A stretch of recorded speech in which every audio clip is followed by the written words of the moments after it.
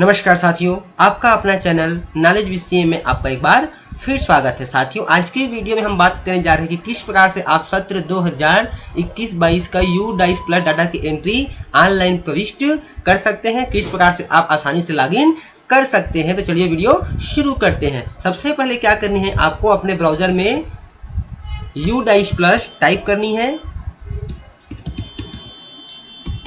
इस तरह से, और उसके बाद फिर आपको सर्च कर देनी है। जैसे ही आप यूडाइस प्लस टाइप कर सर्च करते हैं तो आपके सामने कुछ इस तरह से इंटरफेस दिखाई पड़ेगा। देखिए यहाँ पे आपको दिखाई पड़ रहा है टॉप में यूडाइस प्लस, इसकी जो ऑफिशियल वेबसाइट है udaisplus.gov.in है, इसके ऊपर आपको क्लिक कर देना है। जैसे ही इसके ऊपर क्लिक करते हैं तो आपके सामने उसका ऑफिशियल होम पेज आपको दिखाई पड़ जाएगा। उसका ऑफिशियल डैशबोर्ड आपके सामने कुछ इस तरह से दिखाई पड़ेगा। उसके बाद क्या करनी है, यहाँ पे देखिए आपको लॉगिन का की आपको दिखाई पड़ेगा। जैसे ही आप लॉगिन के ऊपर क्लिक करते हैं तो आपके सामने इस तरह से स्क्रीन दिखाई पड़ जाती है। यहाँ पर देखिए लिखा हुआ है UDISE plus data entry login for assess year 2021-22। फिर यहाँ पे दिया गया है सेलेक्ट स्टेट। तो यहाँ से आपको अपना राज्य चयन कर लेना है, जिस राज्य का आप प्रविष्ट करना चाह रहे हैं। जैसे कि मैं यहाँ पे छत्तीसगढ़ चयन कर लेता हूँ। उसके बाद फिर क्या करनी है, आपको यहाँ पर देखिए गो दिखाई पड़ रहा है, तो आपको गो पे क्लिक कर देना है। जैसे ही आप गो पे क्लिक करेंगे तो आपके सामने इस तरह से लॉगिन वाला पेज ओपन हो जाएगा। चाहे तो आप सीधा इस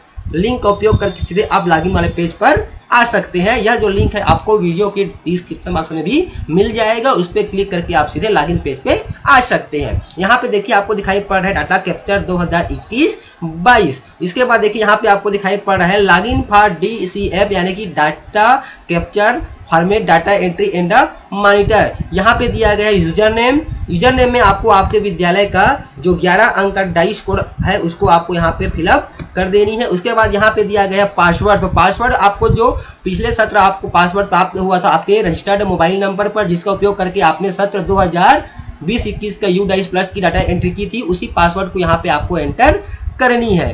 यदि आप अपना पासवर्ड भूल गए तो उससे संबंधित जो वीडियो है मैंने पहले ही अपलोड कर दिया कि किस प्रकार से आप अपना पासवर्ड रीसेट कर सकते हैं। उस वीडियो को देख करके आप आसानी से अपना पासवर्ड रीसेट कर सकते हैं यदि आप अपना पासवर्ड भूल गए हैं। यहाँ पे चलिए हम अपना पासवर्ड एंटर कर लेते हैं इस प्रकार से।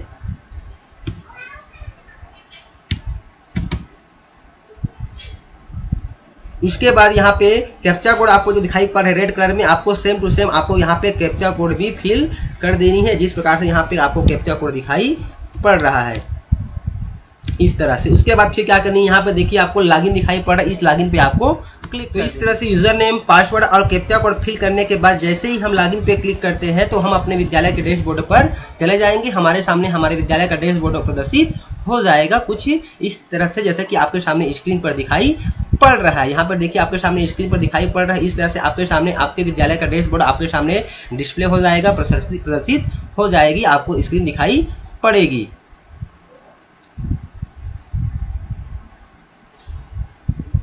तो इस तरह से हमारे सामने पेज दिखाई पड़ जाता है। यहाँ पर देखिए आपको सब चीज दिखाई पड़ेगा, वेलकम करके प्रधान पाठक का नाम या फिर प्रभारी प्रधान पाठक का नाम, यहाँ पे आपको login IP, mobile number, school user, login time, यहाँ पे आपको सब चीज़ें दिखाई पड़ जाएगी इस तरह से। होम, यहाँ से चाहे तो आप लॉगिन करने के बाद अपना पासवर्ड भी चेंज कर सकते हैं। यहाँ से आप अपना प्रोफाइल देख सकते हैं। यहाँ पे देखिए आपका कैटेगरी आपको दिखाई पड़ रहा है इस प्रकार से। यहाँ पे आपका स्कूल का नाम, यूडाइस कोड, कैटेगरी इस प्रकार से आपको दिखाई पड़ जाएगा। उसके बाद जैसे ही हम स्क्रॉल करके नीचे की ओर आते हैं तो यहाँ पर देखिए दिया हुआ है फर्स्ट ऑप्शन दिया गया है instruction for filling the DCF, यानी कि यहाँ पर आपको DCF भरने का इंस्ट्रक्शन दिया गया है। यहाँ पे आपको यूजर मैनुअल यूडाइस प्लस का सॉफ्टवेयर दिया गया है। यहाँ पर डाउनलोड प्री फिल्ड DCF, यानी कि इस पर क्लिक करके आप ब्लैंक DCF भी डाउनलोड कर सकते हैं। उसके बाद देखिए यहाँ पे दिया गया है click here to open DCF to fill the data. इस पर ही क्लिक करके आपको अपना यूडाइस प्लस 2021-22 की ऑनलाइन प्रविष्टि करनी है। उससे पहले यदि आपके कोई भी जानकारी है प्रोफाइल में या फिर मोबाइल नंबर में किस प्रकार का करेक्शन या चेंज करानी है, उसके लिए आपको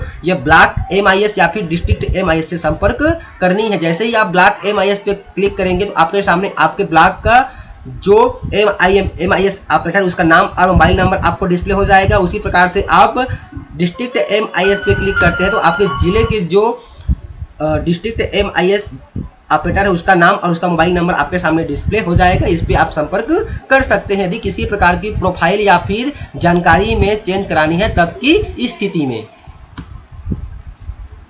तो उसके बाद जैसे ही हम click here to open DCF to fill the data पे क्लिक करते हैं तो हमारे सामने इस तरह से पेज ओपन हो जाता है। इस तरह से हमारे सामने फिलिंग वाला पेज ओपन हो जाता है DCF का डाटा कैप्चर फॉर्मेट का, जिसको हमको ऑनलाइन फिल कर देनी है इस प्रकार से। उसके बाद इस तरह से आपके सामने स्क्रीन दिखाई पड़ती है। यहाँ पर देखिए ये आपको पूरी तरह से इंग्लिश में दिखाई पड़ रहा है। यदि आपको इंग्लिश में फिलअप करने में परेशानी होती है तो यहाँ पर देखिए सिलेक्ट लैंग्वेज आपको मिलेगा जो अभी इंग्लिश में है। इसको क्लिक करके आप यहाँ पे लैंग्वेज को हिंदी कर सकते हैं इस तरह से। जैसे ही इसको आप हिंदी करते हैं तो आपके सामने यह जो पूरी लैंग्वेज है आपको हिंदी में दिखाई पड़ेगी, जिससे कि आप आसानी से अपना U-Plus की प्रविष्टि ऑनलाइन आसानी से कर सकते हैं यदि आपको इंग्लिश में प्रॉब्लम होती है। यदि आप इंग्लिश में भरना चाहते हैं तो यहाँ पे आपको जो लैंग्वेज है आप इंग्लिश ही रहने तो यहाँ से आपको अपनी सुविधानुसार भाषा का चयन कर लेना है, जिस भाषा में आप फिलअप करना चाह रहे हैं, चाहे इंग्लिश हो या फिर हिंदी हो। उसके बाद देखिए यह जो हमारा U-Plus है वह कुल 11 सेक्शन में डिवाइड है, जिसमें हमको 43 बिंदु में ऑनलाइन जानकारी प्रविष्ट करनी है। तो साथियों आपकी सुविधा के लिए यह आपके सामने इस तरह से महत्वपूर्ण इंस्ट्रक्शंस आते हैं। इसमें कहा गया है कि स्कूल नाम, स्कूल के name, school category, lower class and highest class, school management. इसमें किसी प्रकार की त्रुटि हो तो आपको सीधे अपने ब्लॉक MIMS से करेक्शन कराने के लिए संपर्क करना होगा। फिर आपको इस तरह से ओके पे क्लिक कर देना है। चलिए यहाँ पे हम लैंग्वेज चयन कर लेते हैं। जैसे जब पहली बार आप लॉगिन करेंगे तो यहाँ पे आपका स्टेटस दिखाई पड़ेगा, नॉट सर्टिफाइड दिखाई पड़ेगा और वो वाला स्टेटस आपका यहाँ पर भी आपका नॉट स्टार्टेड दिखाई पड़ेगा। और जब आप वर्क शुरू कर देंगे तो यहाँ पर आपका वर्क इन प्रोग्रेस दिखाई पड़ेगा। यहाँ पर देखिए सब में आपको नॉट स्टार्टेड दिखाई पड़ रहा है, यानी कि शुरू नहीं किया गया। तो चलिए हम यहाँ से सबसे पहले लैंग्वेज चयन कर लेते हैं, हिंदी कर लेते हैं। इस तरह से देखिए अभी शुरू नहीं किया गया, इस प्रकार से आपको ये दिखाई पड़ेगा शुरू नहीं हुआ है। और जैसे ही इसको आप कंप्लीट कर देंगे इस प्रकार से आपको पूर्ण दिखाई पड़ेगा और साथ ही आपको दिखाई पड़ेगा कि किस तारीख को आपने इसको पूर्ण किया है या फिर अद्यतन किया है या फिर अपडेट किया हुआ है। तो सबसे पहले चलिए हम खंड 1 पर चर्चा करते हैं कि खंड 1 को किस प्रकार से हमको फिलअप करनी है। तो यहाँ पर देखिए खंड जो 1 है हमारा स्कूल प्रोफाइल है, जिसमें स्थान, संरचना, प्रबंधन और शिक्षा का माध्यम के बारे में जानकारी हमको प्रोवाइड करानी है। तो सबसे पहले देखिए यहाँ पे दिया गया है खंड 1 के पार्ट 1 में दिया गया है जो 1.1 से 1.9 तक है। इसमें दिया गया स्थान का विवरण यानी कि स्कूल मूल विवरण अपडेट करें। तो सबसे पहले हम इसके ऊपर क्लिक कर देते हैं। जैसे ही हम स्थान का विवरण पे क्लिक करते हैं तो हमारे सामने इस तरह से इंटरफेस दिखाई पड़ जाएगा, जिसमें आपको विद्यालय की बेसिक जानकारी आपको दिखाई पड़ेगी, जिसमें स्कूल का नाम, जिले का नाम, U-Plus ब्लॉक का नाम, इस प्रकार से चीज़ें आपको दिखाई पड़ेगी। इसको आपको एक बार सही तौर पर जांच कर लेनी है कि जो भी जानकारी इसमें फिलअप है वो सही है कि नहीं है। और किसी प्रकार की त्रुटि होती है तो आपको ब्लॉक MIS ऑपरेटर से संपर्क करना होगा त्रुटि सुधार करने के लिए। तो इस प्रकार से आपको पूरी जानकारी देख लेनी है इस प्रकार से। और ये आपको लगता है कि जानकारी पूरी तरह से जो भरा गया है वो सही है तो उसको फिर आपको क्या करना है, यहाँ पे अगला पे क्लिक कर देना है। इंग्लिश में भरेंगे तो यहाँ पे आपका नेक्स्ट आएगा, नेक्स्ट पे आपको क्लिक कर देनी है इस तरह से। उसके बाद देखिए यहाँ पे आ गया आपका मूल विवरण, जिसमें आपका श्रेणी है, प्रबंधन है और तथा बोर्ड आदि के बारे में जानकारी दी गई है। इसको भी एक बार आपको सरसरी तौर पर जांच कर लेनी है कि जो भी जानकारी यहाँ पर उपलब्ध कराई गई है वो सही है कि नहीं है, इस प्रकार से।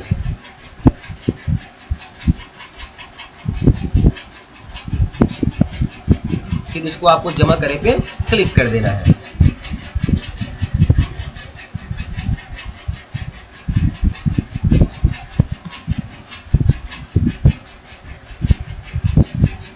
तो हमने 1.1 को पूरा फिलअप कर लिया। अब चलिए हम सेकंड चैप्टर में चलते हैं। 1.10 से 1.27 मूल विवरण है, इसमें हम जैसे ही क्लिक करते हैं तो हमारे सामने इस तरह से स्क्रीन आ जाती है, जिसमें स्कूल का संपर्क विवरण ये सब चीज़ें आपको दिखाई पड़ेगी। उसके बाद देखिए यहाँ पे दिया गया है प्रधानाचार्य या प्रभारी विवरण। इसमें आपको प्रधानाचार्य का प्रकार आपको बता देनी है कि यदि फुल प्रेस है तो आपको हेडमास्टर लिखनी है या प्रिंसिपल लिखनी है। यदि प्रभार में है तो आपको इस तरह से नंबर 3 चयन करनी है, एक्टिव हेड टीचर। फिर उसका नाम आपको लिखना है, उनका मोबाइल नंबर आपको इस प्रकार से फिलअप कर देनी है। स्कूल की श्रेणी यहाँ पे आपको पहले से ही भरा मिलेगा। स्कूल का जो निम्नतम और उच्चतम कक्षाएं ये भी आपको पहले से भरा बुराया मिलेगा, इसमें आपको कुछ नहीं करनी है। ये स्कूल का प्रकार आपको बता देनी है कि को एजुकेशनल है कि किस प्रकार से है। स्कूल का जो प्रबंधन है वो आपको बता देनी है इस प्रकार से। उसके बाद यहाँ पर देखिए दिया गया है कि रिस्पॉन्डेंट विवरण यानी कि भरने वाले का नाम यहाँ पे दिया गया है। इसमें कहा गया है कि प्रतिवादी मतलब है कि इस फॉर्म को वास्तव में भरने के लिए जिम्मेदार व्यक्ति। तो यहाँ पे आपको प्रतिवादी का प्रकार यहाँ से आपको ड्रॉप डाउन से चयन कर लेनी है कि हेड ऑफ द स्कूल है, कि टीचर है, कि फिर स्कूल एडमिनिस्ट्रेटिव स्टाफ है, या फिर इंचार्ज फॉर ब्लॉक है। तो जो भी है इसको आपको इस प्रकार से चयन कर लेनी है।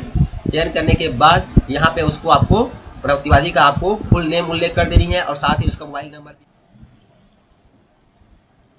देखिए यहाँ पे कहा गया कि कक्षा के अनुसार अनुभागों की संख्या यानी सेक्शन की संख्या आपको बतानी है, और यदि कक्षा में कोई सेक्शन नहीं तो भी आपको एक दर्ज करना है, यानी कि यहाँ पर जो 0 लिखा हुआ है उसको आपको 1 इस प्रकार से आपको करनी है। यदि 1 से अधिक सेक्शन है तब आप उसको संख्या बढ़ा सकते हैं, लेकिन कोई सेक्शन नहीं है तो भी आपको यहाँ पे 1 प्रोवाइड करना है, 1 फिल करना है। यहाँ पर देखिए इंस्ट्रक्शन में आपको स्पष्ट बोला गया है। उसके बाद जैसे यहाँ पे आया स्कूल का स्थापना वर्ष आपको पहले से भरा भराया मिलेगा। यदि इसमें कुछ सुधार करना है तो यहाँ पे आप चेंज कर सकते हैं।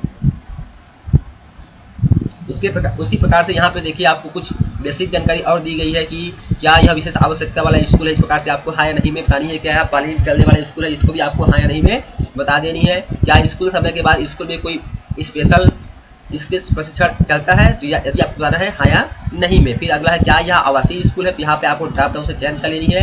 कंप्लीटली आवासीय है कि आंशिक आवासीय है या फिर गैर आवासीय है, इस प्रकार से आपको चयन कर लेनी है। उसके बाद यहाँ पे कहा गया है यदि नंबर 1 भरते हैं पूर्ण आवासीय है तो यहाँ पे आपको जानकारी भरना पड़ेगा, और गैर आवासीय तो इस जानकारी को आपको भरना है। या कोई छात्रावास है जहाँ इस स्कूल के अधिकांश छात्र रहते हैं, तो यहाँ पे यदि आसपास छात्रावास है तो आपको वहाँ पे फिलअप करनी है, अन्यथा आपको नंबर 2 नहीं सिलेक्ट करना है।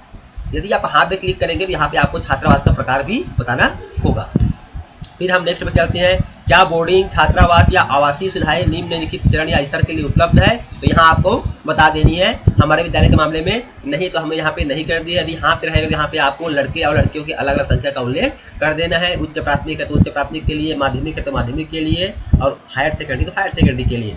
अगला पॉइंट दिया गया क्या यह अल्पसंख्यक समुदाय द्वारा संचालित विद्यालय है, हाँ है तो आपको यहाँ इसको उल्लेख कर देनी है, अच्छा इसको फिल नहीं करना है। उसके बाद पूरी जानकारी सही भरने के बाद फिर आपको जमा करें और अगला पे क्लिक कर देनी है। जमा करें और अगला पे क्लिक करने से क्या हो जाएगा कि आपके द्वारा जो भी जानकारी फिल की गई है वह सुरक्षित हो जाएगी, और जब भी बाद में अभी आप यहाँ से लॉग हो जाते हैं, आप फिर से लॉगिन करेंगे तो जो चीज़ें आपने फिल किया हुआ है आपको वहाँ भरा भराया मिलेगा। तो हम चलिए जमा करें और अगला पे क्लिक कर देते हैं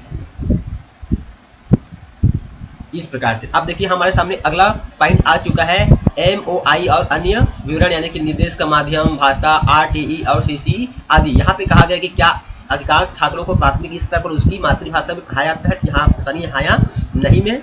उसके बाद दिया गया स्कूल में पढ़ाने का माध्यम, किसी विशेष माध्यम में पढ़ाए जाने वाले छात्रों के अनुसार घटते क्रम में आपको माध्यम चयन करना है। आप 1 से अधिक माध्यम का उल्लेख कर सकते हैं, लेकिन सबसे पहले आपको वही माध्यम का उल्लेख करना है जो विद्यालय पे बच्चों को पढ़ाते हैं। तो जैसे कि हमने नंबर 1 में हिंदी चयन कर लिया है इस प्रकार से। चलिए हम नंबर 2 में इंग्लिश चयन कर लेते हैं इस प्रकार से, और नंबर 3 में चाहे तो आप संस्कृत का उल्लेख कर सकते हैं इस प्रकार से। यदि आप केवल हिंदी माध्यम का बस चयन करते हैं तो भी आप हम आगे फिलअप कर सकते हैं इस प्रकार से। उसके बाद देखिए अगला यहाँ पे दिया गया है विषय के रूप में पढ़ाई गई भाषा, 3 भाषाओं का नीचे उल्लेख करना है। यहाँ पे जैसे कि देखिए हिंदी दी गई है, तो कक्षाएं जिनमें भाषाएं सिखाई जाती है तो यहाँ पे आपको कक्षा का चयन कर लेना है। जैसे कि हिंदी भाषा है हम सभी क्लास में सिखाते हैं, तो इस प्रकार से हम यहाँ पे सभी ड्रॉप डाउन को क्या कर लेते हैं, चेक कर लेते हैं इस तरह से। फिर आपको ठीक पे क्लिक कर देनी है इस तरह से। अब यहाँ पर भाषा ग्रहण करने वाले छात्र का यहाँ पे आपको उल्लेख कर देने की कितने कितने बच्चे हैं दर संख्या के अनुसार। यहाँ पे आपको लड़के लड़के और ट्रांसजेशन का उल्लेख कर देनी है। उसी प्रकार से इंग्लिश, तो इंग्लिश के लिए भी आपको कक्षा का चयन कर देनी है इस प्रकार से।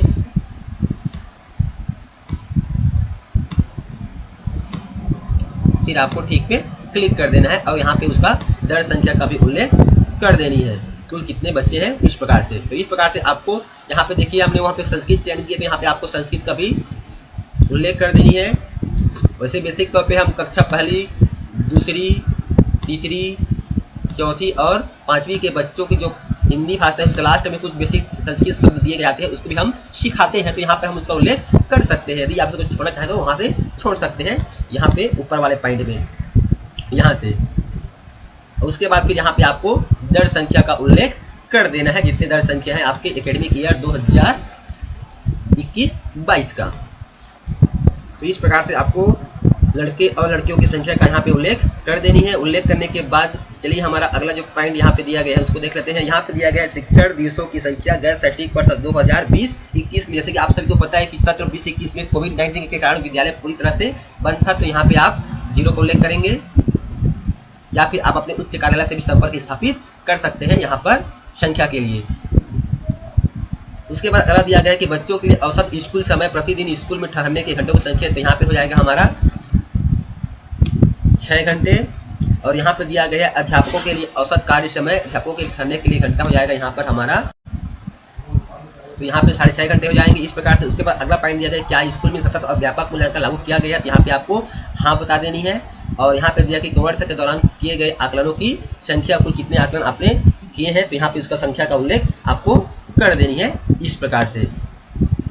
इसके बाद दिया गया क्या सीसी की किसी भी ग्रेड में लागू किया जा रहा है, तो यहाँ पे आपका हाँ रहेगा, क्योंकि आप इसका रिकॉर्ड रखते हैं। मूल्यांकन आइटम किसके द्वारा तैयार किया जाता है, तो यहाँ पे आपको बता देनी है कि स्कूल के द्वारा कि राज्य के द्वारा, इस प्रकार से आपको बता देनी है कि मूल्यांकन आइटम्स किसके द्वारा तैयार किए जाते हैं, तो स्कूल के द्वारा तैयार किए जाते हैं, कुछ आइटम जो है राज्य के द्वारा तैयार किए जाते हैं, इस प्रकार से यहाँ पे आपको उल्लेख कर देनी है।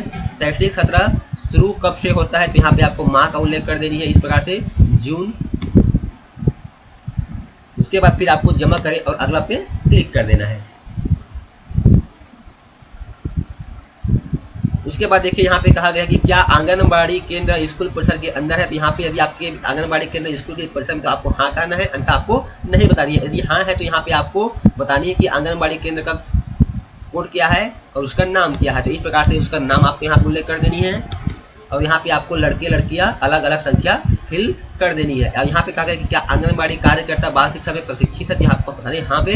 क्या आंगनबाड़ी में पर्याप्त शैक्षणिक खिलौने कठपुतली खेल यदि है, तो यहाँ पे आपको हाँ या नहीं में बता देनी है इस तरह से। तो यहाँ पे आपको लड़के लड़कियाँ अलग अलग फिल कर देनी है।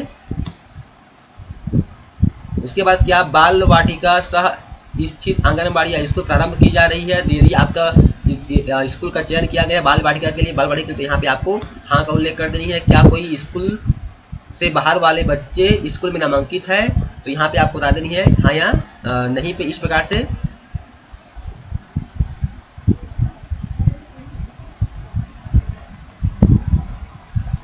वर्तमान वर्ष में उपचारात्मक शिक्षा के लिए रहे विद्यार्थियों की संख्या, यदि आपके यहाँ कोई रिमेडियल शिक्षा में बच्चे ले रहे हैं तो उसकी संख्या आपको इस प्रकार से उल्लेख कर देनी है। यदि नहीं है तो आपको 0 का उल्लेख कर देनी है। शिक्षा में सुधार या वृद्धि में के लिए कक्षाओं में भाग लेने वाले छात्र की संख्या यदि है लर्निंग इंटरेस्ट वाले, तो यहाँ पे भी उसकी संख्या आपको उल्लेख कर देनी है। फिर यहाँ पे कहा गया कि गैर शैक्षणिक वर्ष में स्कूल के दौरों की जानकारी, कुल यहाँ पे कितने शैक्षणिक निरीक्षण किया गया उसकी संख्या आपको इस प्रकार से बता देनी है कि CSE के द्वारा, विकासखंड स्तर के अधिकारी के द्वारा, जिला स्तर के अधिकारी के द्वारा, राज्य स्तर के अधिकारी के द्वारा कितने दौरे किए गए उसकी संख्या आपको यहाँ पे प्रोवाइड करा देनी है। उसके बाद देखिए यहाँ पे कहा गया है क्या RTE मापदंड के अनुसार स्कूल प्रबंधन समिति गठित की गई है, तो क्योंकि तो यहाँ पे आपको SMC की जानकारी देनी है, तो यहाँ पे आपको हाँ कर देनी है। हाँ करने के बाद यहाँ पे पिछले सत्र कितने SMC की बैठक आयोजित की गई तो उसकी संख्या का यहाँ पे आपको उल्लेख कर देनी है। साथ ही कहा गया है कि क्या SMC स्कूल विकास योजना तैयार करती है, इसको आपको हाँ या नहीं में बता देनी है इस प्रकार से। यदि हाँ तो वर्ष का उल्लेख कर देनी है। क्या स्कूल निर्माण समिति का गठन किया गया है, स्कूल बिल्डिंग कमेटी का, इस प्रकार से इसको भी आपको हाँ या नहीं में बता देनी है। क्या स्कूल ने अपनी अकादमिक समिति का गठन किया है, इसको भी आपको हाँ या नहीं बताना है। क्या स्कूल ने अपने अभिभावक या अध्यापक संस्था का PTA गठन किया है, तो हर विद्यालय में किया जाता है, तो इसको आपको हाँ में उल्लेख करनी है। और कितनी बैठकें आयोजित की गई है पिछले सत्र यानी कि 20-21 में, उसकी संख्या आपको बता देनी है।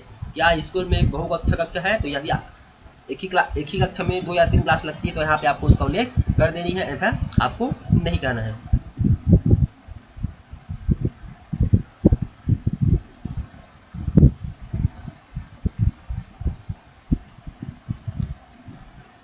उसके बाद क्या स्कूल किसी स्कूल परिसर का भाग है, तो यदि आपको मतलब आपके स्कूल परिसर में कोई और स्कूल संचालित है तो यहाँ पे आपको बता देनी है हाँ या नहीं में। क्या स्कूल परिसर के लिए एक हब स्कूल है, इसको भी आपको हाँ या नहीं में बता देनी है इस प्रकार से।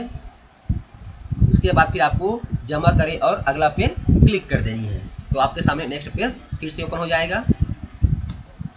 तो जैसे ही हम जमा करें और अगला पे क्लिक करते हैं तो हमारे सामने पुनः नेक्स्ट पेज आ जाता है। जैसे जमा करें और अगला पेज क्लिक करने पर हमारे सामने इस तरह से स्क्रीन, जैसे ही हम जमा करें और अगला करते हैं तो हमारे सामने इस प्रकार से स्क्रीन आ जाती है। इसमें है निःशुल्क पाठ्य पुस्तकों, शिक्षण सामग्री, खेल सामग्री, वर्तमान शैक्षणिक वर्ष 2021-22 में और ग्रेडेड क्लॉथ सामग्री गत शैक्षणिक वर्ष यानी कि 2020-21 के लिए उपलब्धता हमको दिखानी। जैसे कि मैंने आपको पहले बता दिया है कि U-DICE प्लस में हमको जानकारी 2 सत्र का देना है, 2020-21 का और 2021-22 का। वर्तमान सत्र जहाँ पे बोला जाएगा वहाँ पे हमको 21-22 का दर्ज उल्लेख करनी है और जहाँ पर गत कहा जाएगा वहाँ पे हमको जानकारी 20-21 की देनी है। इस प्रकार से अब यहाँ पे देखिए बेसिक जानकारी दी गई है, इसको आपको पढ़ने के बाद हाँ या नहीं में आपको इसका उल्लेख कर देनी। चलिए जल्दी से हम कर लेते हैं। फिल करने के बाद पुनः हम जमा करें और अगला पेज क्लिक कर देते हैं तो हमारे सामने अगला पेज आ जाता है इस प्रकार से। अब देखिए अगला जो पेज है हमारा शिक्षण सीखने वर्तमान शैक्षणिक वर्ष 2021-22 में और सामग्री आदि पर प्रमुख प्रदर्शन संकेत यानी कि KPI यानी कि की परफॉर्मेंस इंडेक्स के बारे में आपको जानकारी यहाँ पे देनी है। इस प्रकार से यहाँ पे देखिए ये 1.53.1 कुल सृजित सीखने के परिणाम आधारित मूल्यांकन मदों की संख्या, तो यहाँ पे बता देनी है आपको गत शैक्षणिक वर्ष में बनाए गए मापदंड यानी कि आपने कुल कितने मापदंड यहाँ पे निर्धारित किए थे क्लास वाइज, यहाँ पे आपको उसका उल्लेख कर देनी है। जो कि यहाँ एडिटेबल नहीं है इसलिए को आपको फिल करने की जरूरत नहीं है। यहाँ पे आपको हाँ या नहीं में बतानी है क्या इस स्कूल के स्कूल शिक्षकों ने शिक्षण और सीखने के लिए शिक्षण सामग्री उपकरण बनाए हैं, तो आपको हाँ या नहीं में बता देनी है इस प्रकार से। फिर है क्या स्कूल सक्रिय रूप से शैक्षणिक संवर्धन गतिविधियों जैसे कि परियोजना समूह कार्य पोर्टफोलियो आवासीय प्रयोगशाला कक्षा प्रदर्शनी वाद विवाद आदि करता है, तो यहाँ पे आपको हाँ या नहीं में बता देनी है। यदि आप करते हैं तो हाँ आपका उल्लेख करनी है अथवा आपका नहीं का उल्लेख कर देनी है इस प्रकार से।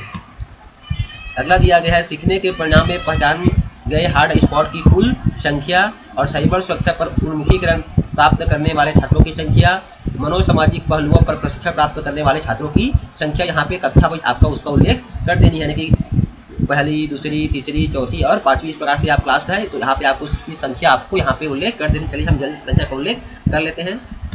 तो इस प्रकार से जानकारी फिल करने के बाद आपको जमा करें और अगला पेज क्लिक कर देनी है। जैसे ही हम जमा करें और अगला पेज क्लिक करते हैं तो हमारे सामने इस तरह से अगला पेज ओपन हो जाता है। अब यहाँ पर देखिए हमारा खंड 2 शुरू हो जाता है। तो खंड 2 के भाग का है स्कूल में भौतिक सुविधाएं और उपकरण। इसमें आपको स्कूल भवन की स्थिति बता देनी है इस प्रकार से ड्रॉप डाउन से कि प्राइवेट की रेंटेड की जो भी है इस प्रकार से आपके जो लागू होगा उसको आपको चयन कर लेनी है। फिर स्कूल भवन का प्रकार यहाँ पे दिया गया है कि स्कूल में कुल कितने सक्रिय बिल्डिंग ब्लॉक्स हैं, आपको कुछ पहले से भरा हुआ मिलेगा उसमें आप कुछ करेक्शंस कर सकते हैं। तो इसको आप लोगों को पढ़ने के बाद आपके स्कूल के पर्पज में ही आपको इसको फिल करना है कि उसमें कितने पक्का ब्लॉक्स हैं, कितने आंशिक रूप से पक्का दीवार है, कितना कच्चा है, इस प्रकार से आपको फिलअप करनी है। उसके बाद यहाँ पे आपको बताना कि 4 दीवारी का प्रकार है कि अहाता कैसा है उसको आपको यहाँ से बता दें ड्रॉप डाउन से कि किस प्रकार से है उसको आपको यहाँ पे ऑप्शन दिया गया है कि पक्का है या फिर पक्का है बट ब्रोकन हो गया टूट गया है कि बार वायर फेंसिंग है कि इस प्रकार से यहाँ पे ऑप्शन दिया गया है। इसको आपको अपने अनुसार से आपके जो विद्यालय में लागू होगा उसके अनुसार से आपको इसको चयन करनी है। उसके बाद देखिए टॉप में आपको फिर दिया गया कि स्कूल में उपलब्ध कक्षाओं का विवरण। इसमें दिया गया है कि निर्देशात्मक उद्देश्य के लिए कक्षा पूर्व प्राथमिक जो लागू नहीं है तो आपको छोड़ देनी है और प्राथमिक के लिए कितने कक्षा है जहाँ पर आप विद्यार्थियों को इंस्ट्रक्शन देते हैं उनको पढ़ाते हैं, इस यहाँ पे उसकी संख्या आपको यहाँ पे दे देनी है। उसके बाद कहा गया है कि वर्तमान में उपयोग में नहीं है उसकी संख्या आपको यहाँ पे दे देनी है। निर्माणाधीन कक्षों की संख्या आपको बता देनी है और जीर्ण शीर्ण अवस्थाओं में कक्षाओं की संख्या। इस प्रकार से यहाँ पे आपको आपके विद्यालय के लिए जो लागू होगा उसको आपको इस प्रकार से फिलअप करते हुए जाना है। उसके बाद दिया गया है ख में की स्थिति के अनुसार पठन कक्षा का ब्यौरा। इसमें आपको बताना है कि स्थिति के अनुसार पठन कक्षों की संख्या, जिसमें आपको बताना है कि पक्का जो आप बताएं यहाँ पे पक्का मालिक जितनी संख्या देंगे उसमें कितनी अच्छी स्थिति में, कितने मामूली स्थिति में और कितने अधिक मरम्मत के लिए आवश्यकता है, इस प्रकार से आपको यहाँ पे फिल कर देनी है। फिल करने के बाद अगला दिया गया स्कूल में उपलब्ध कक्षाओं को छोड़कर अन्य कमरों की संख्या यदि है तो इसकी संख्या भी आपको यहाँ पे आपको उपलब्ध करा देनी है। इस तरह से पूरी जानकारी फिल करने के बाद फिर आपको पुनः जमा करें और अगला पे क्लिक कर देना है। जैसे ही जमा करें और अगला पे आप क्लिक करते हैं तो पुनः आपके सामने नया पेज ओपन हो जाएगा इस प्रकार से। इसमें कहा गया है शौचालय की सुविधा।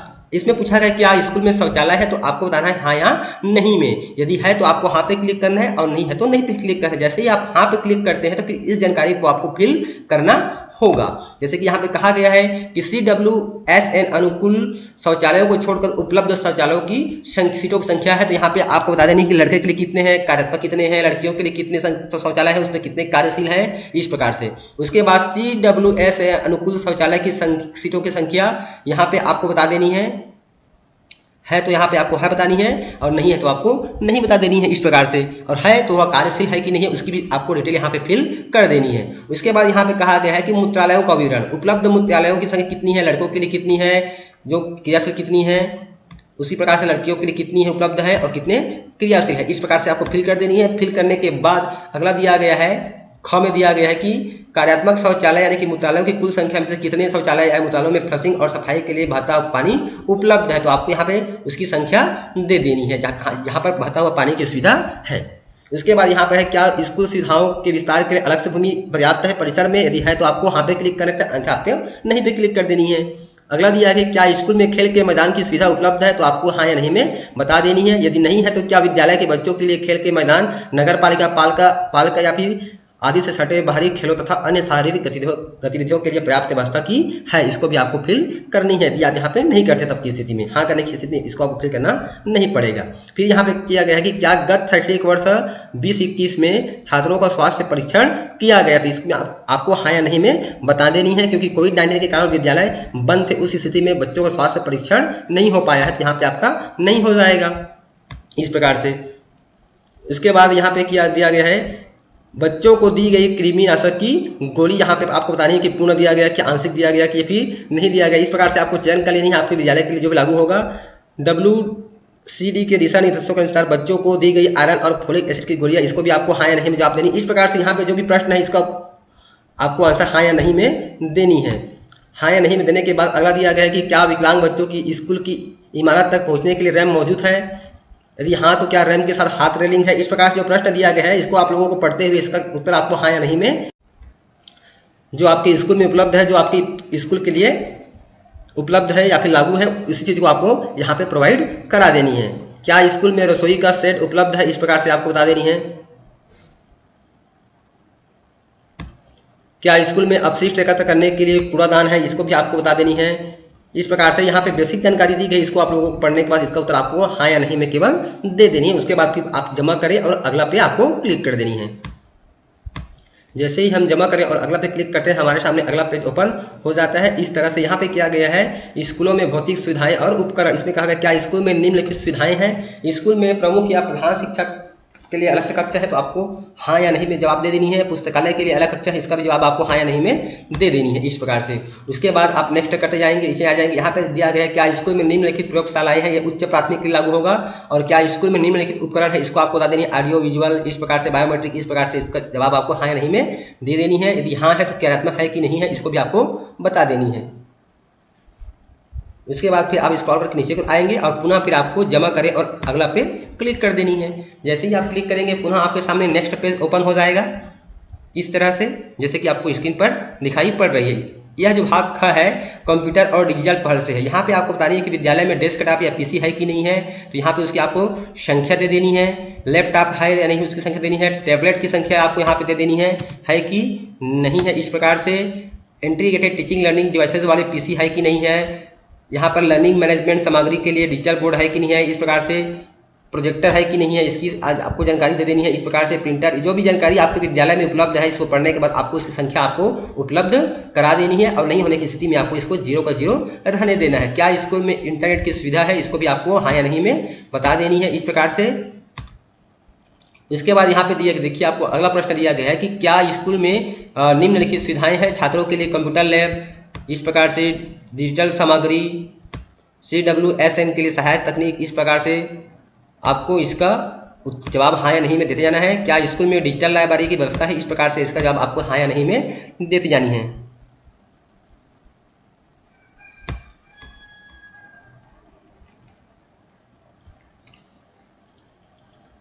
फिर यहाँ पे कहा गया है क्या शिक्षक के लिए ICT आधारित उपकरणों का उपयोग किया जा रहा है, तो इसका जवाब आपको हाँ या नहीं में देना है इस प्रकार से। और कितने घंटे कुल उपलब्ध किए जा रहे हैं सप्ताह में, तो उसका भी जवाब आपको इस प्रकार से दे देना है। एक सप्ताह में कुल कितने घंटे किए जाते हैं, पर डे आप मानते हैं, मान लीजिए एक दिन तो 6 घंटे, इस प्रकार से आप कर सकते हैं। या फिर जो भी 1.5 घंटे लेते हैं, तो इस प्रकार से आप अपना संख्या दे सकते हैं यदि आप ICT आधारित उपकरणों का उपयोग कर रहे हैं। ICT आधारित उपकरणों में आपका मोबाइल, लैपटॉप वगैरह आ जाते हैं। इस प्रकार से अपना पर्सनल भी आप बच्चों के यूज करते हैं, तो उसकी जानकारी भी आपको यहाँ पर प्रोवाइड करा देनी है।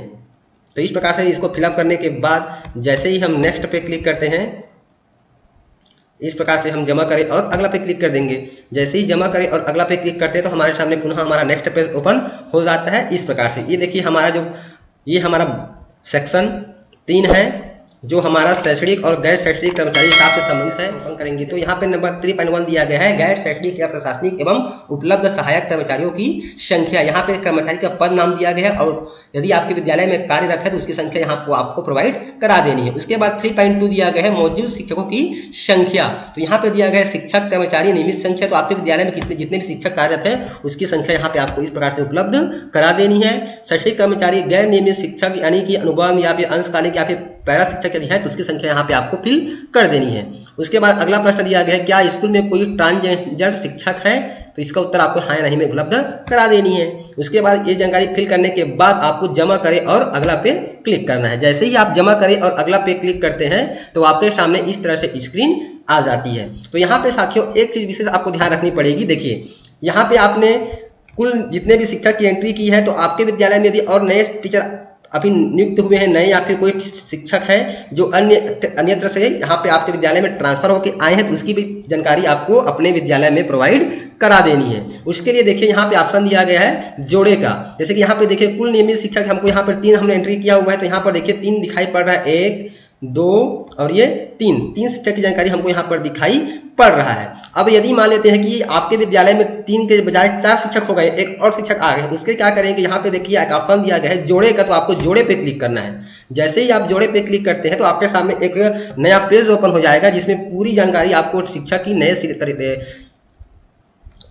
की पूरी जानकारी आपको फिलअप करनी है। देखिए यहाँ पे ये बोल रहा है कि चूंकि मैंने 3 शिक्षक यहाँ पे फिल किया है तो इस नाम से यहाँ पे ये ऑप्शन ओपन नहीं होगा। यदि यहाँ पे संख्या एडिशनल मैं करूंगा तो यहाँ पे ऑप्शन ओपन हो जाएगा। तो नया शिक्षक को ऐड करने के लिए आपको ये जोड़े पे क्लिक करना होगा। जैसे ही आप जोड़े पे क्लिक करेंगे तो एक ब्लैंक फॉर्मेट ओपन हो जाएगा शिक्षक से संबंधित जानकारी का। उसमें पूरी जानकारी आपको सही प्रोवाइड करानी होगी इस प्रकार से। उसके बाद जो शिक्षक पहले से आपको भरा दिखाई पड़ उसको क्या करना है, सबसे पहले देखिए अब स्थिति में क्या दिखाई पड़ रहा है, पूरा नहीं हुआ अंतिम अद्यतन। इसके क्या करना पड़ेगा, यहाँ पे आपको संपादित यानी कि एडिट पे क्लिक करना है। बारी बारी से हर शिक्षक को आपको एडिट करना होगा इस तरह से। जैसे ही आप एडिट पे क्लिक करेंगे तो विद्यालय के शिक्षक की जो जानकारी है वो आपके सामने इस प्रकार से डिस्प्ले हो जाएगी। इसमें बेसिक जानकारी दी गई है, इसको आपको पढ़ते हुए जहाँ पे सुधार की आवश्यकता है वहाँ पे आप उसको सुधार कर सकते हैं। इस प्रकार से आपको ऑप्शन दिखाई पड़ेगा। देखिए बेसिक जानकारी आपको दी गई है इस प्रकार से।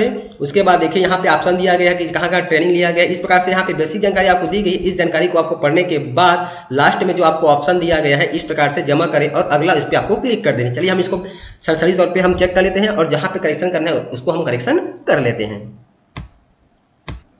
तो इस तरह से जानकारी अपडेट करने के बाद जैसे ही हम जमा करें और अगला पे क्लिक करते हैं तो हमारे सामने पुनः एक नया पेज आ जाता है शिक्षक से संबंधित। इसको भी आपको इसका जवाब आपको हाँ या नहीं में दे देनी है। यहाँ पे दिया गया कि भाषाएं जिनमें शिक्षक को कार्य साधक ज्ञान है, इस प्रकार से आपको ड्रॉप डाउन से भाषा का चयन कर लेनी है इस तरह से।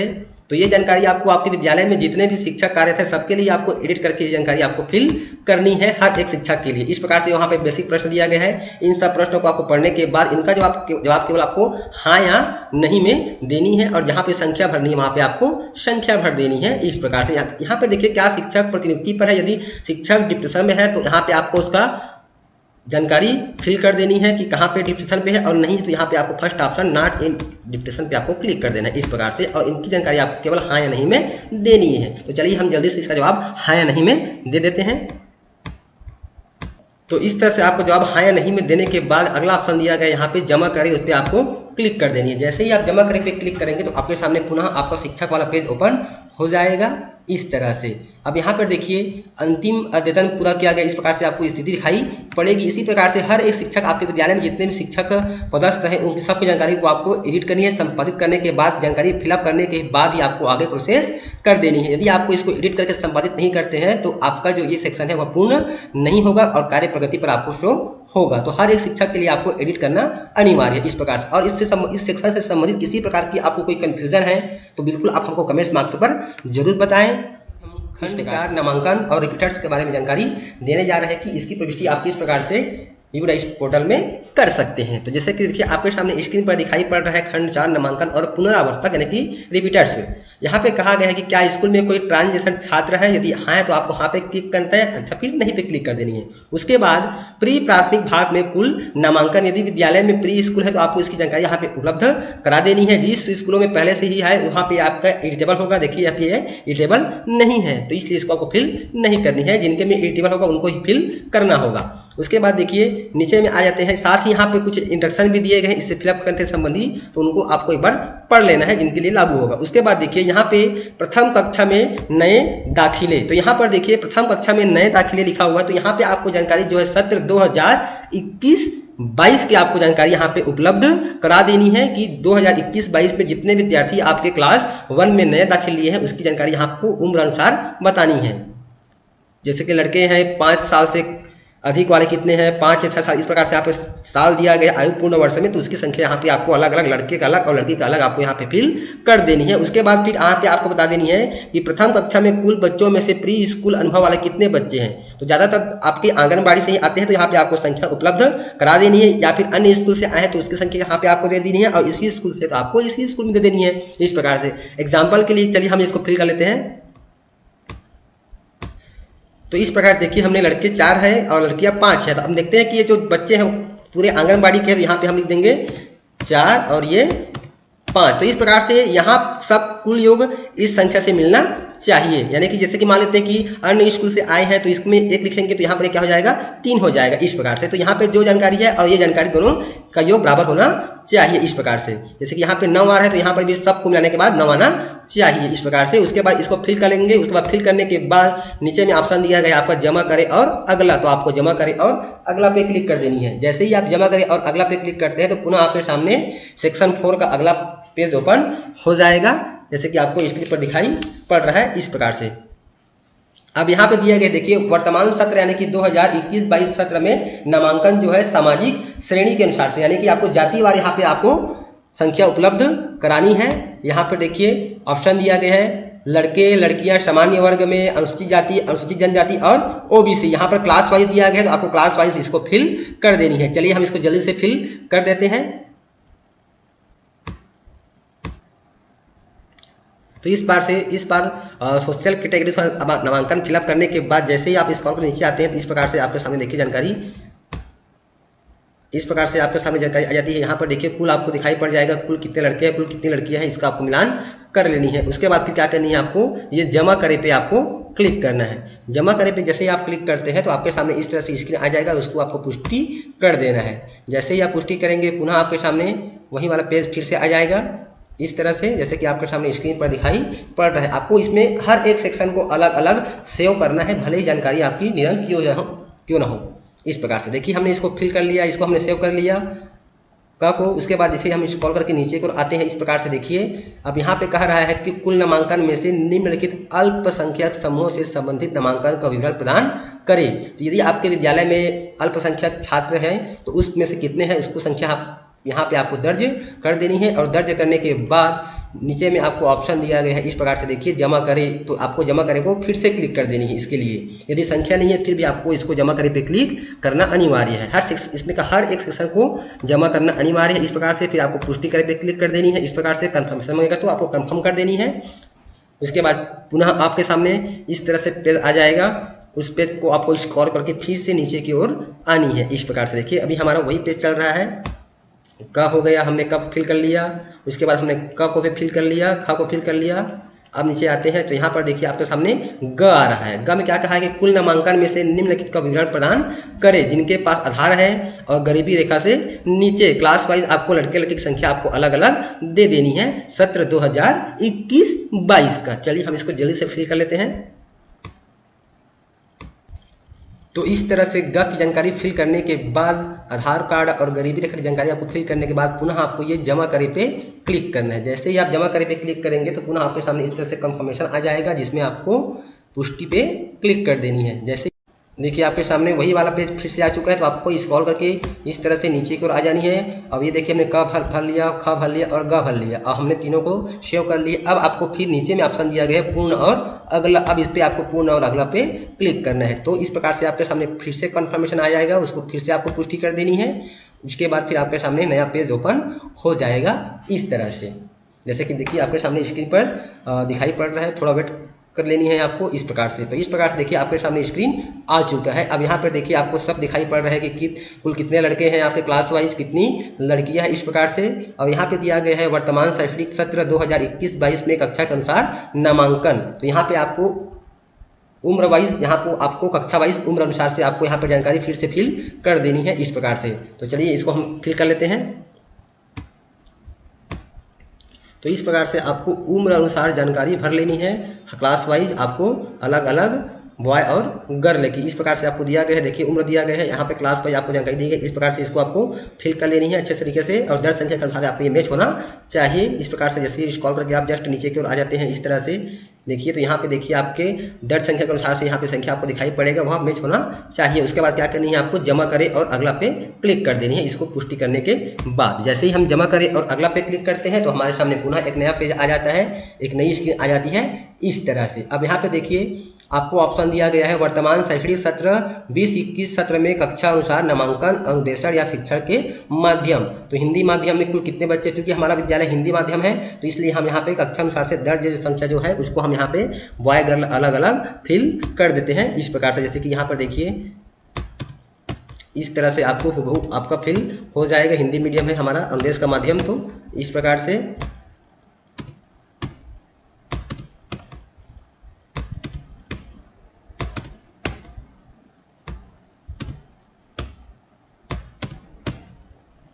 इस तरह से। उसके बाद हम स्क्रॉल करके इस प्रकार से नीचे की ओर आ जाते हैं। यहाँ पर देखिए हमको संख्या दिखाई पड़ गई है इस प्रकार से। उसके बाद फिर क्या करेंगे, हम जमा करें और अगला पे क्लिक कर देते हैं। जैसे ही हम जमा करें अगला पे क्लिक करते हैं तो हमारे सामने पुनः एक नया पेज आ जाता है इस प्रकार से।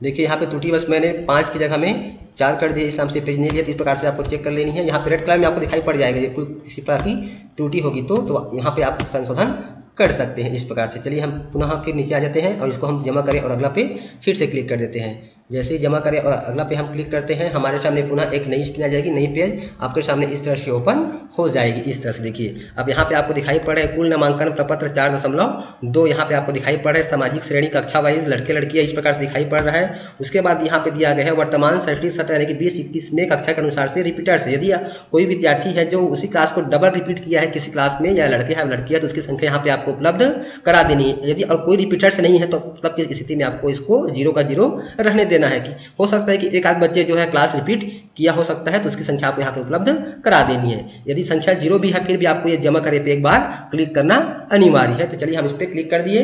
जैसे ही क्लिक करेंगे हमारे सामने पुनः वही पेज फिर से ओपन हो जाएगा इस तरह से है। हम पुनः स्क्रॉल करके नीचे की ओर आ जाते हैं इस तरह से। और उसके बाद देखिए यहाँ पे ऑप्शन दिया गया है कुल नामांकन में से निम्नलिखित अल्पसंख्यक, यानी कि रिपीटर्स में जो भी आप जानकारी फिल करेंगे तो उसमें से आपको ये बतानी है अल्पसंख्यक कितने विद्यार्थी हैं। क्योंकि हमारे मामले में 0 है तो हम इसको 0 ही रहने देते हैं। अब फिर से आपको ये जमा करे पे क्लिक करना है। तो साथियों मैंने आपको पहले बता दिया, हर पेज के नीचे में यदि आपको जमा करे दिया है तो आपको हर एक जमा करे पे क्लिक करना है, उसके बाद ही आपको अंतिम वाला जमा करे पे क्लिक करना है। चलिए हम स्क्रॉल करके पुनः नीचे की ओर आ जाते हैं। हमने ये जमा करे पूर्ण कर लिया है। अब हम सहजे और पूर्ण करे पे क्लिक करेंगे। जैसे ही हम सहजे और पूर्ण करे पे क्लिक करेंगे तो हमारा वो वाला पेज क्या हो जाएगा, पूरी तरह से कंप्लीट हो जाएगा। करने के बाद देखिए हमारे सामने इस प्रकार से स्क्रीन दिखाई पड़ती है। उसके बाद देखिए 4.6 में आपका है विशेष आवश्यकता वाले बच्चों के लिए ग्रेड द्वारा नामांकन यानी कि CWSN विकलांगता के प्रकार के अनुसार। तो आपके विद्यालय के दर्ज संख्या का कम से कम 3% की संख्या आपको यहाँ पे फिल करनी है। यहाँ पे आपको दिया गया हानि के प्रकार दिया गया है, तो आपको देखने कि आपके विद्यालय में कौन कौन से दिव्यांगता के बच्चे हैं इस प्रकार से। तो इस प्रकार से आपको कम से कम 3% फिलअप कर दी है दर्ज संख्या का, कुल दर्ज संख्या का। तो इस प्रकार चलिए हम यहाँ पे फिलअप कर लेते हैं जल्दी से। तो इस प्रकार से आपको दिव्यांगता के प्रकार आपको फिलअप कर लेनी है, लड़के लड़कियां क्लास वाइज अलग अलग। इस प्रकार से फिलअप करने के बाद हम स्क्रॉल करते इस प्रकार से देखिए हम नीचे को आ जाते हैं इस प्रकार से।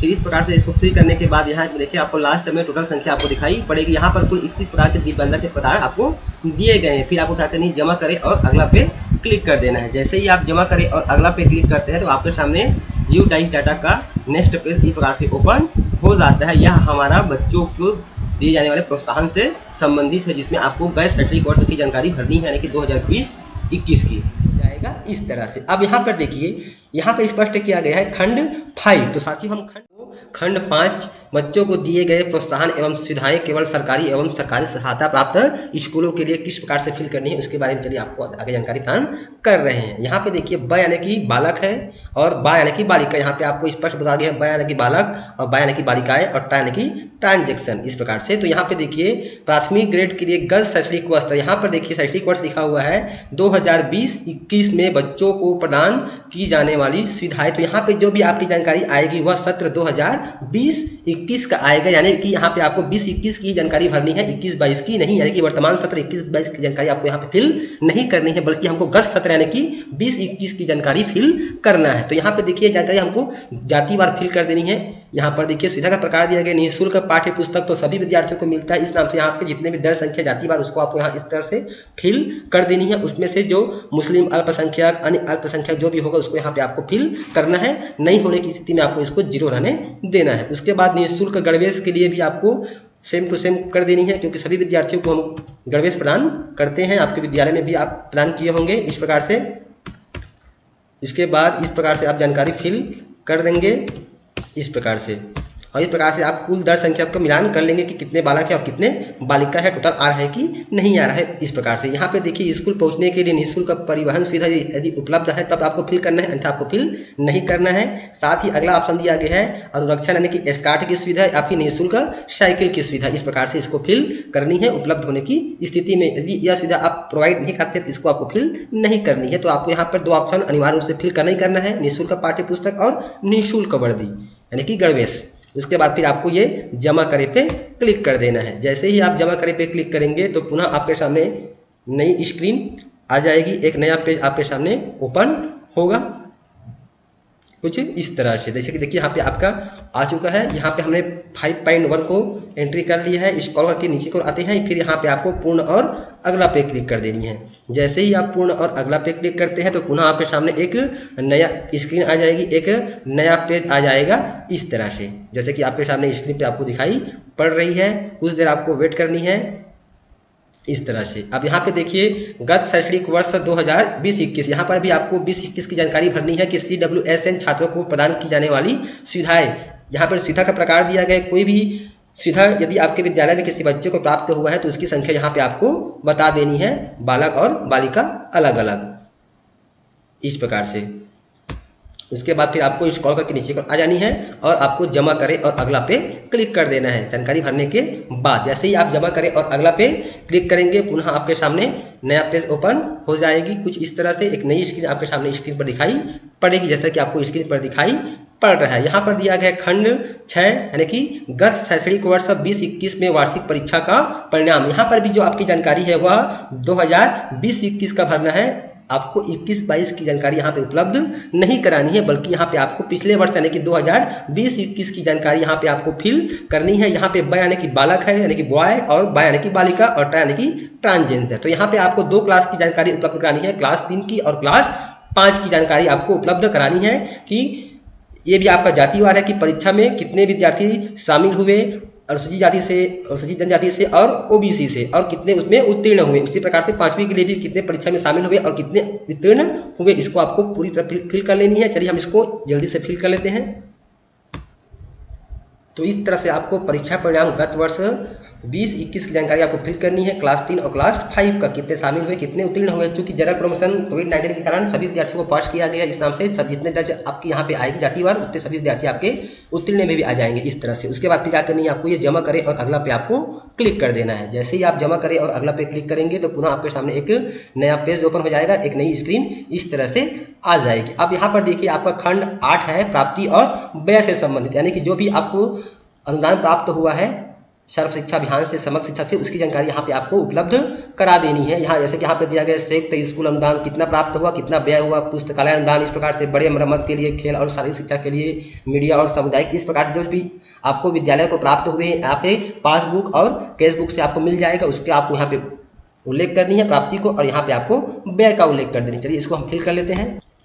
तो यहाँ पर जो आय व्यय की जो जानकारी है हमारा पिछले वित्तीय वर्ष यानी कि 2020-21 का भराना है। यहाँ पर आपको 20-21 का ही भरना है, 21-22 का नहीं भरना है। इसका आपको व्यय भी दिखा देनी है इस प्रकार से। उसके बाद इसको फिल करने के बाद आप इस पर आ जाएंगे 8.2 यानी कि स्कूल द्वारा प्राप्त वित्तीय सहायता, यानी किसी प्रकार गैर सरकारी संगठन से आपको वित्तीय सहायता प्राप्त हुई है तो आपको वहाँ पे क्लिक करना है और उसका नाम लिख देना है और राशि लिखना है। यदि नहीं है तो फिर आपको इस प्रकार से नहीं पे क्लिक करनी है और हाँ होने की स्थिति में आपको नाम और राशि का उल्लेख कर देना है। उसके बाद देखिए 8.3 में किया गया है कि क्या स्कूल में निम्नलिखित संपत्ति इन्वेंटरी रजिस्टर का रखरखाव किया जाता है। आईसीटी मदे, चूंकि आईसीटी मद नहीं है, इस प्रकार से खेल उपकरण यहाँ पे हाँ हो जाएगा और यहाँ पे इस प्रकार से हम हाँ कर देते हैं। इस प्रकार से इसको फिल करने के बाद फिर आपको जमा करें और अगला पे क्लिक कर देना है। जैसे ही आप जमा करें और अगला पे क्लिक करते हैं तो आपके सामने पुनः नया पेज आ जाएगा यूडाइस प्लस की, इस प्रकार से। जैसे कि देखिए आपके सामने स्क्रीन पर दिखाई पड़ रहा है। थोड़ी देर आपको वेट करनी है।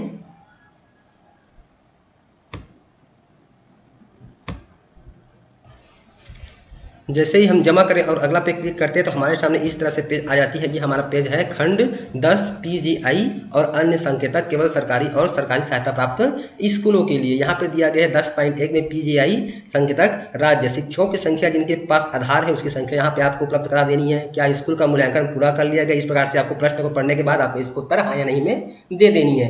क्या स्कूल सार्वजनिक वित्तीय प्रबंधन प्रणाली PFMS के साथ पंजीकृत है, तो इस साल सभी विद्यालयों को PFMS के तहत जीरो बैलेंस अकाउंट ओपन हुआ है, तो यहाँ पे सभी का हाँ हो जाएगा। इस तरह से इसको फिल कर देनी है। उसके बाद दिया गया है 10.2 में दिया गया है पीजीआई संकेतक जिला स्तर का, क्या स्कूल को फिट इंडिया स्कूल के रूप में प्रमाणित किया गया है, तो इसके लिए इसके लिंक में हमने पंजीयन किया हुआ था। इस प्रकार से इसको आपको हाँ या नहीं में बता देनी है। क्या प्रत्येक शिक्षार्थी या सहकर्मी या फिर स्वयं शिक्षक मूल्यांकन के आधार पर समग्र रिपोर्ट प्रदान करता है, इस प्रकार से इसका जवाब आपको हाँ या नहीं में इस प्रकार से बता देना है। क्या आपका स्कूल एक अनुकरणीय स्कूल है, इस प्रकार से जो भी जानकारी आपकी लागू होती है इसका जवाब आपको हाँ या नहीं में भर देनी है। इस प्रकार से नीचे में दिया गया अन्य संकेतक दिया गया 10.2 में, इसको भी आपको पढ़ लेनी है। पढ़ने के बाद इसका आपको जवाब हाँ या नहीं में दे देना है इस प्रकार से। तो इस प्रकार से आप इसकी जानकारी हाँ या नहीं में देने के बाद नीचे में आ जाते हैं। अगला दिया गया है खंड 11 स्कूल सुरक्षा, ये सभी प्रकार के स्कूलों के लिए है। तो यहाँ पे आपको बता देनी है क्या स्कूल आपदा प्रबंधन योजना विकसित की गई, इसको भी आपको पढ़ने के बाद इसका जवाब आपको हाँ या नहीं में भरनी है, केवल हाँ या नहीं में देनी है। यहाँ पे कहा गया है देखिए क्या सभी शिक्षकों ने प्रथम स्तर के परामर्शदाता के रूप में कार्य करने के लिए अनुदान प्राप्त किया है। यदि आपको अनुदान प्राप्त हुआ है तो आपकी स्थिति में आपको हाँ करनी है, था आपको नहीं पे फिल कर देनी है। तो इस प्रकार से यहाँ पर कुछ बेसिक प्रश्न आपसे पूछा गया है, इसका जवाब आपको हाँ या नहीं में केवल दे देनी है, कोई विशेष जानकारी यहाँ पे आपको उल्लेख नहीं करनी है। तो इस तरह से इस खंड में किसी प्रकार की आपको कोई दिक्कत होती है फिल करने में तो आप बिल्कुल हमको कमेंट्स मार्क्स पर जरूर बताएं। तो इसको फिल करने के बाद अगर आते हैं आप खंड 12, यहाँ पे दिया गया प्रतिभाशाली बच्चे सभी प्रकार के स्कूल के लिए, यानी कि स्कूल में पहचाने गए प्रतिभाशाली बच्चों की कुल संख्या, यानी कि आपके विद्यालय में कुल कितने बच्चे हैं जो विशेष प्रतिभाशाली उसकी संख्या यहाँ पे आपको प्रोवाइड करा देनी है। उसके बाद यहाँ पर दिया गया है प्रतिभाशाली बच्चों की संख्या जिन्हें मेंटर प्रदान किया गया उसकी संख्या आपको बतानी है।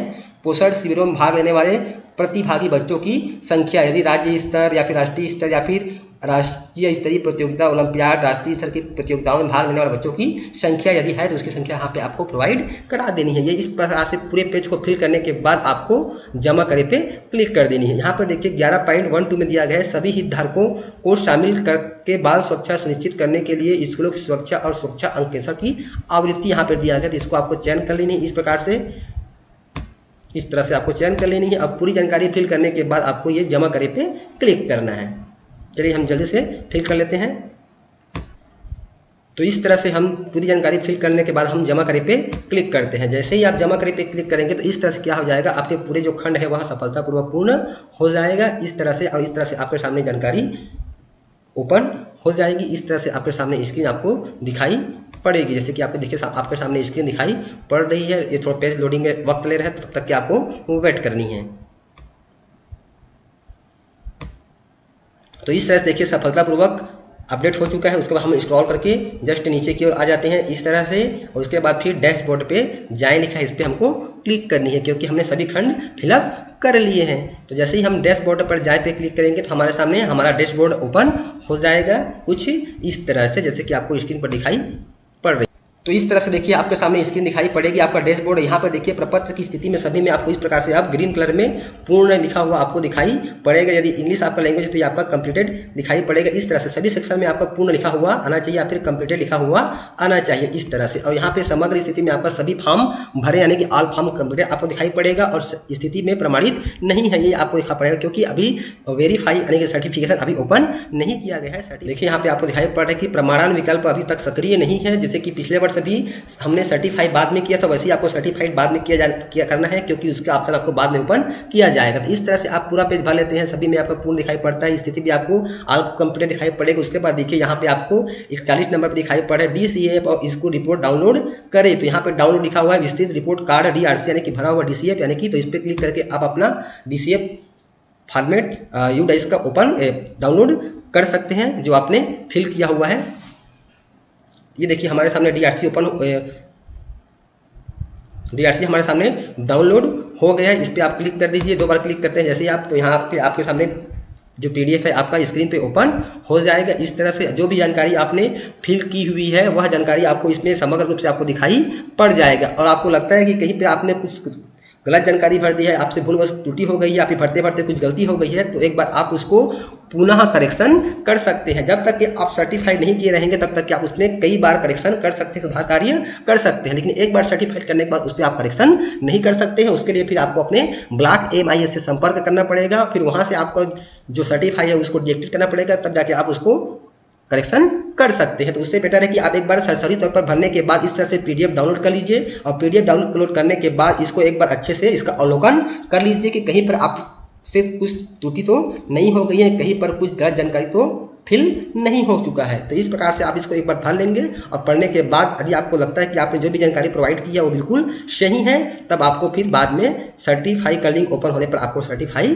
करना है। उसके बाद देखिए यहाँ पे अगला दिया गया है स्कूल रिपोर्ट कार्ड SRC, इसको भी आपको क्लिक कर लेनी है। जैसे इसके ऊपर आप क्लिक करेंगे तो आपके सामने यह भी डाउनलोड हो जाएगा, इस पर क्लिक कीजिएगा। इस प्रकार से आप इसको ओपन कर सकते हैं, या आपका मोबाइल भी आप आसानी से कर सकते हैं। तो इस तरह से देखिए आपका एक स्कूल रिपोर्ट कार्ड आपके सामने 3 पेज का ओपन हो जाता है। इस तरह से इसको भी आप एक बार सरसरी तौर पर अच्छे से अध्ययन कर लीजिए। तो इस प्रकार से आप आसानी से अपना बिना किसी गलती के आप अपना UDICE प्लस आसानी से सावधानीपूर्वक भर सकते हैं। तो शिक्षक साथियों, उम्मीद करता हूँ आज का जो वीडियो है, खास करके ये जो UDICE वीडियो की जो सीरीज है आपको अच्छा लगा होगा। तो फिर मिलते हैं साथियों एक नई जानकारी एक नए वीडियो के साथ, तब तक के साथियों जय जोहार, जय छत्तीसगढ़, जय हिंद।